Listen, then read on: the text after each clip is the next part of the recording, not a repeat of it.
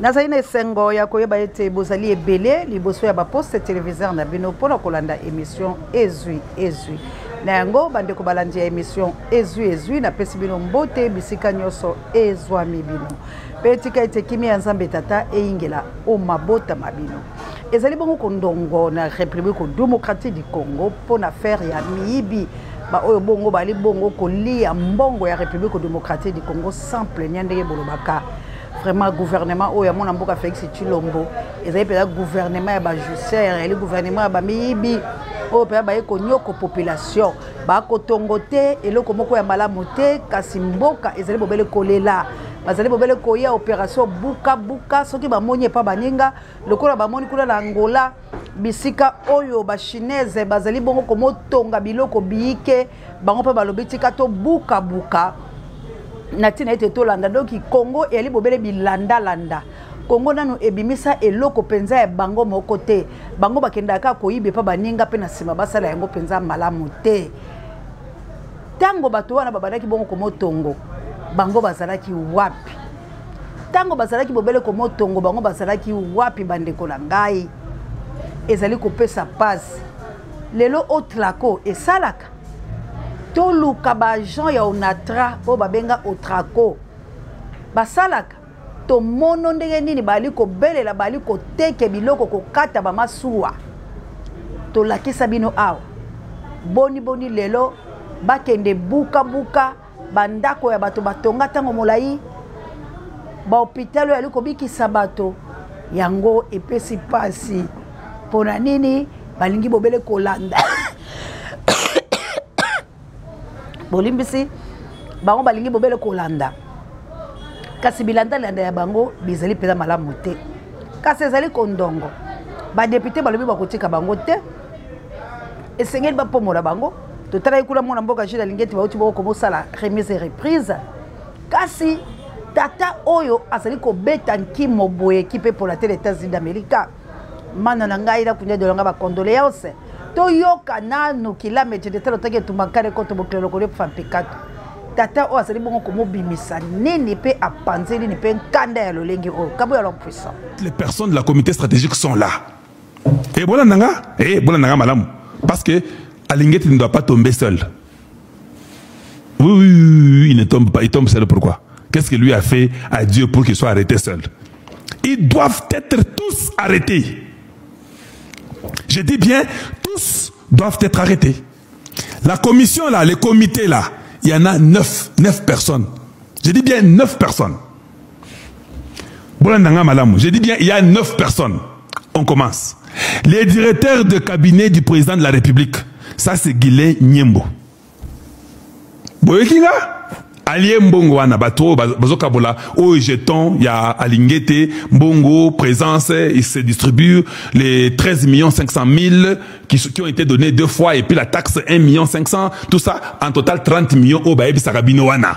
Si je vous démontre les 30 millions ici Chakalonji. Les directeurs de cabinet du président de la République qui est Guilé Nyembo Moutiami Balé bon retenir bakombo wana et puis boko marango na ligne comme on a tweet po fumwaju tunga mania que le président de la République sache que les gens fassent la prison. C'est l'argent du contribuable qui pouvait faire le courant, l'eau, les routes et les écoles, les hôpitaux pour les enfants du Congo. Et sont spéciaux. 2. Les directeurs de cabinet du président de la République adjoint chargé des questions économiques et financières. Celui-là, c'est Lolo Wamesu. Bon, Mbongo wana ya comité Baliakango. Bomoni batbaliaka Mbongo. Baboyi kotia bakombo mais bateka ba fonction. Moi j'ai ajouté les fonctions à leur nom. On continue. 3e personne. Les directeurs des cabinets du président de la République adjoint chargé des questions politiques, juridiques et diplomatiques. Nicole Ntumba Boacha. Mbongo aliaka kuna. Boyi ça ba famille na bintu ki Mbongo. Hey, famille ba yoki ngai. Vos familles vont dire que mais toi tu dis que tu n'as pas l'argent, mais comment toi Nicole Ntumba Boacha on t'a cité là-bas? Comment toi tu manges l'argent? Comment? Et puis vous faites la prison. Kalonji vous a dénoncé. Voilà la révélation que j'avais pour vous aujourd'hui. Les révélations parce que ce sont de nombreuses personnes. 4e personne, le directeur de cabinet du président de la République adjoint chargé, non, National Lobby est 3e personne. 4e personne, le conseiller spécial du chef de l'État chargé des ressources extérieures et suivi des projets. John Ndumbi. Ah, Olia Kapé. Yo Kainsaga Okima Biso. Tu pensais que celui qui a écrit ça nous avait floué. John Ndumbi, Azole Mbongo, qui s'est dit qu'il y a bateau habité, Azaka na bateau c'est que le président ça va, il les voit toujours en bonne santé, le président croit que le pays aussi est en bonne santé comme ces gens-là qui sont à côté de lui. Non, le pays est maigre, nous sommes maigrichons, nous ne mangeons rien, nous souffrons, les gens sont impayés, il n'y a rien qui marche, et ils sont là en vous entourant, voilà l'entourage du président. Mbongo ya bakoko na bangoko. Je continue. Voilà la 4e personne. 5e personne, les ministres ayant les infrastructures et travaux publics dans cette attribution. Ça, c'est Alexis Guissaro. En dehors du ministère, en dehors de la poste, bafuta bango, bambon na bango, bazol y a paie bien. Tout le monde doit faire la prison. Hein? Oui, oui, oui. Là, nous ne sommes plus d'accord. J'ai dit ça, même que les frères du président, qui sachent que ça, le peuple ne pardonnera pas. Si ces gens ne font pas la prison, le peuple ne pardonnera pas. Ils ne vont pas oublier. La souffrance, elle est énorme. Les gens, on prend leurs parcelles. Les gens, la mafia, c'est à tous les niveaux. Avec un grand Congo là, toi tu vois c'est bon pour aller prendre les terrains de mon oncle Chilombo Chimba. C'est ça que toi tu trouves important d'aller faire. Parce que toi, avec la haute, l'électorat supérieur, vous pouvez tout faire au Congo. Congo nous, parce que vous êtes des militaires, vous avez le droit d'aller entrer dans les choses d'habitat, aller prendre les parcelles des gens et ça reste pour vous. Nous, on va vous observer, vous travaillez, nous vous observons. Au lieu même de nous laisser tranquilles, vous venez, vous prenez même nos parcelles. Il y a une maman qui est ma mère adoptive. Elle m'a aussi envoyé des documents.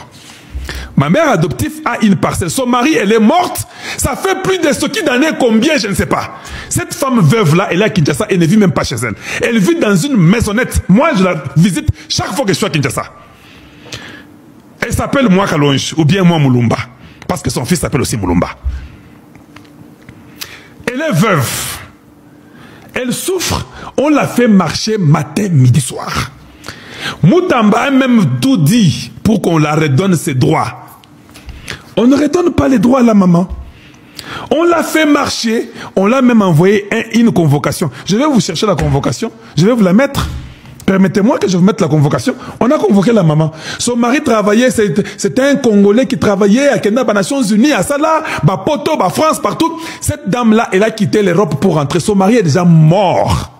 La 5e personne, qui était le ministre ayant infrastructure aux travaux publics dans ses attributions, c'était Guissaro. Boyoki, toujours continuer. La 6e personne, pas 9. Le ministre ayant la justice dans ses attributions. Ça, c'était Maman Rose Mutombo. C'était pas... qui ça? Mutamba. Parce que c'est en 2023, non? Que je vous montre les jours, je vais vous montrer les jours et l'heure que ça a été signé. D'ailleurs, il faut ça là bongo bongo nango kasikoyu. Ça a été signé quand? Le 5 avril 2023. Mutamba n'était pas ministre. 2023, ouais, on continue. Si c'est Mutamba, c'est la même chose. Si c'est elle, je crois que c'est elle, parce que cette date ici, ça date de là-bas. Donc, c'est les 5 avril, ça c'était avant les élections. Mutamba est venu aux deuxièmes élections en 2023, en décembre, quand il s'est passé. Et je crois que c'est comme ça que Mutamba est revenu, je crois. Mais ça, c'était avant les élections. Je continue rapidement. On dit, ça c'est la 6e, hein, 7e personne. Hey, présenter, non, on dit, oh, bino, bozo lokangai quoi. 7e personne, l'inspecteur général des finances, chef de service. Ça c'est Alingeti. L'inspecteur général des finances, chef de service adjoint. Ça c'est Victor Yeakoufa. Na banzi bolanje la boke bindenge ni ali ko citer ba kombo na ba misala mi bango. Ba ministère ngo mi bota mi miyike kaka po ba yibaka. Kaka po ba yibaka ezali ko pesa passe gouvernement ya ba gestionnaire o ya ba détournement na ba détournement. Ba ko tongo tebe ko ya ko piller. ba piller mboka ba rendre mboka pauvre ba teki na lolenge ya kosakala te ate espace moko ya moke na Congo ekopema te solution na makambo ya mituya ezoyokana te ezali komoyokana te bandeko na ngai Congo eza na passe tolanda nano elenge oyo nini azali koloba pe na likambo letali ba détourné. L'homme du moment. Donc Félix Tshisekedi n'a pas ministre na gouvernement na ba comme nous ça la concours il y a détournement. Je vous avais dit ici que ce monsieur de Moutamba, ce type ici n'est pas sérieux. Voilà, il vient d'être cité dans deux affaires. Une affaire de 39 900 000 dollars et une autre affaire de 50 millions de dollars. Il est convoqué au niveau de l'Assemblée nationale pour se justifier. Il aurait détourné 39 900 000 dollars, Moutamba. Donc, comme il concourt, le ministre Tshisekedi va la concours à détournement. Léo a eu 500 millions, l'Obikuna 200 millions, Moutamba 39 900 000. Donc, et comme beaucoup de Tshisekedi, tout ça là, on dit. Et les gars, Lili, alors le gouvernement, il y a mon fait son temps, ça des courses. Il y a détourné de le binga na kotika la simate. Na oka ekula babungi saki motango ya mbongo boy. Ngai petika la ngambo la ngabi so peto yiba motango ya mbongo boy. Toyoka ki basala ki boy. Mais oyo mboka nini? Oyo mboka nini bongo boza ko kangaka batu pola nini? Oyo mboka nini? Tozali na guerre. Bazali ko boma ba Congo mani. Bazali ko yiba biloko bya biso. Mais wana un gouvernement oyo guerre wana pona bango ezali profitable. Bazali koyoka peuple azali kokufa mawate. Génocide mwa biso mokundama motango babato bakufi mike. Pe bazali kokoba bobele ko bokufa. Wana pona bango balobi etali bango te JKM le number 1 au Sénat de la presse congolaise. Florence alobi merci Nzambe pambola yo. Goche Boulay papa toi na mantanga lobi kutu babenga kingai ngabila baoka kabuya koyaba mama missionnaire na plus 32 na mboka nita baba il faut kuyo moto pe bakoko Lumumba to bongisa ka biso mo ikota e Mireille petite sœur propre fondation Lukoki tozali kozela Mireille Land to benganaki to kokisa ko maloba mwa biso po ete to sunga bandeko ope basunga ki biso. Merci mon la mère de Brino na Autriche Zambé amona ope pambulo bo partager be émission bo liker bo s'abonner massivement bo tika ka be émission le kaina persité yo ozo découvrir biso ya sikatinde la pe muninga to bunde tumba ya ba vie ba abonné ba ya po ezali yango nde tozali ko pesa malako pe ko tombola nkanda ya ba Kongomani. Po ete mo Kongomani ayoka nini ezali ko leka lekolo aye pe bakamoni mali ko sala me pesa nkanda. Ba yike ba yebite nanu pe ba moni biso te yango tozali ko senga bo partager ka be émission ko tika yango pola yo moko te. Partager be émission ça to sensibiliser to conscientiser to ça la éveil patriotique pour le Kongola peuple congolais la bolema. Mon mère de Brino, d'Autriche, salam salayo. Yani kota mutunga, ceux qui veulent suivre l'émission, vous partagez Guillaume Gangoulao. Peggy Lomboto, na Ponton, vous partagez la émission, vous tika kayango bongote. Partout, vous allez bande kolanga. Goche Boulay. Nzambe ale kala ko pambola yo. Vous allez causer la bino, maman Célestine, na papa Michael. Tu na posa la bino. Papa Alfred, na maman Clarisse Zamboka, elle passe la ino ya se ante live. Ba mamero mabilo babunga boluka ko joindre biso po ete to solo la ezali ko pesa pasi ba mama ya Suisse ezali ko pesa pasi po ete mboka la biso ezali na kokufa esengeli kongola lela te o ezali tango ya esengo ya ba kongolais banso po ete Nzambe akosaka te nza ko bafola ngei tungia la chabienne mama sociale na akene yango bomoni ke makambo eza komona na poisa lelo nani andimaki ke bango na bango bako boma na lolengo pe ba vérité boko yeba yango yali bobele makambo ya Nzambe. Dialogue ezali ou négociation ou to benga yango lolenge to ko benga mais to ko lo maloba mona mboka nanga etango tozaki kuna na Bunagana na Ruchu soki to sola ka be makambo esili po fale boyo kabiso tozaki ba congolais tozana ba raison na biso Si ko lokola gome kwende a dimi siko que c'est alobaka na batunyo soke non jamais akoso ala biso. Si siko ba komi kotanga ba communiquer na biso na RTNC. La présidence peut batangi. Na présidence peut batangi. Pona ni. Tolobi ke biso tozali bato ya. Nanga azali komolo bala biso ete bino moko boyoki. Donc para bango na bana ko yebisa bino ke basala lo lendo. Po ba yebi ngonga ebele mi bolinga te. Bolingi siko bosolola. C'est que autant que soit na bango. Moto antemba ko ina set. O kilo lendo banange bimit. Bananga bakolo ba. Bali le sengo. Pamba te balobi balinga te toko négocier. Alors bitango to soka bunagana to yebisa ka bilo boboyaka. De bana lo lendo ke bakanga bamboka. Wilingo makula bibiso to ali ko yapo to bala Congo ko l'exception ke ba ko tumba. Ba carton électoral o ba pesa ki ba rwandais bali ko tumba yango babi boyebi ke biso to sala nationalité te tango ba ko la tsabilo ka bongo et tumba la bango ko soit vrai sens ya ko sa gouvernement oyo mais qui est derrière bango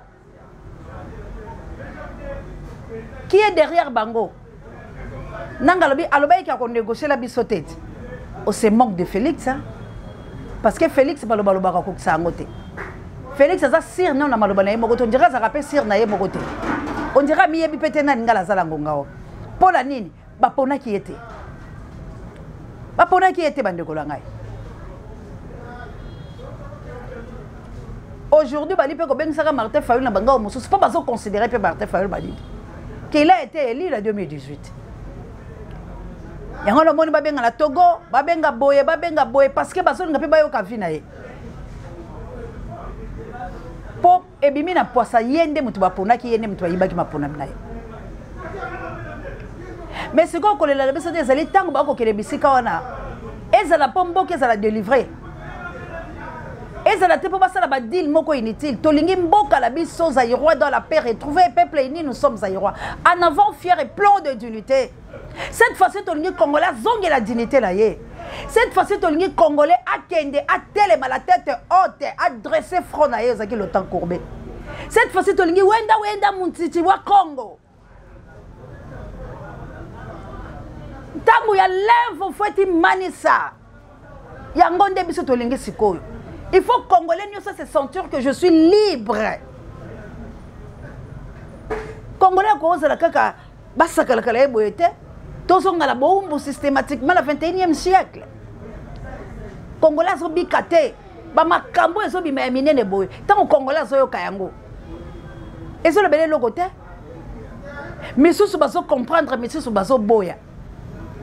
Parce que basali la kacha cop voilà. Ba pire vient la bango ba kabela bango ba miette. Mais est-ce que mboka ni neza na mbongo belé boy, mboka one ezangi société. Eza l'entreprise à malongate. Mboka ane ezaka na entreprise à lokuta tala neti ba révélation. Ya oyo mwana mboka Félix toi tu lo makele ko cha Pierre na Lubumbashi. Na soi disant ba entreprise ngo ya bango bazo sala. Bazali ko memeye lokola bon tabazo e belo côté. Félix a posé Pierre. Mais yoka vérité eux ebimi ke société yango nanu kutu esali lango contrat te na Congo te. Mais bozo bemambo Félix Boende ngeni.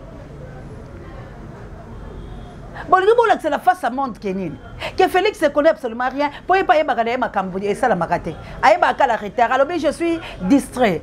Alors cette fois-ci tous les baguettes ça distrait. Quand je parlais ici qu'on volait l'argent de l'État.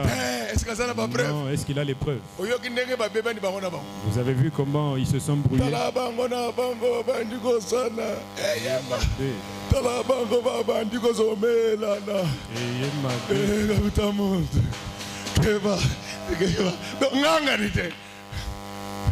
En tout cas, celui qui a volé les millions, on l'arrête et qu'on coupe ses mains. Si c'est une femme,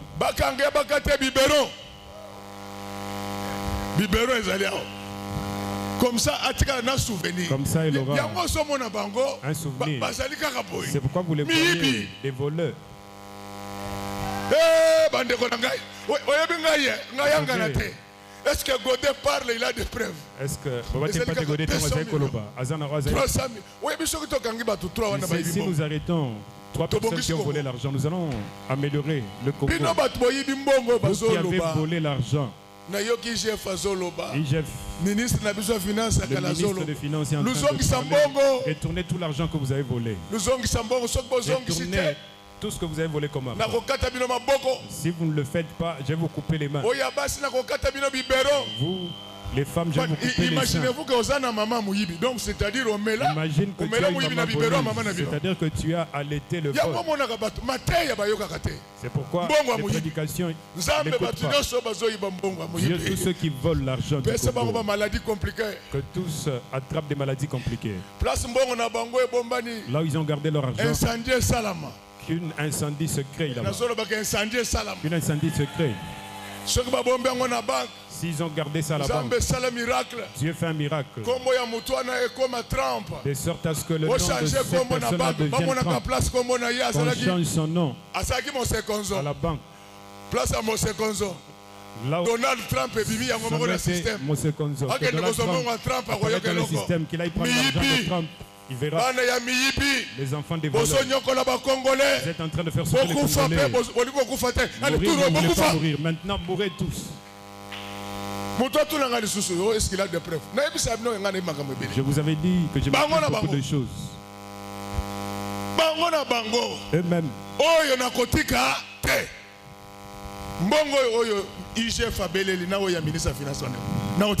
Je ne vais pas laisser cette fois-ci. Quand vous les voyez en train de marcher et ils gonflent, ils sont tous des voleurs.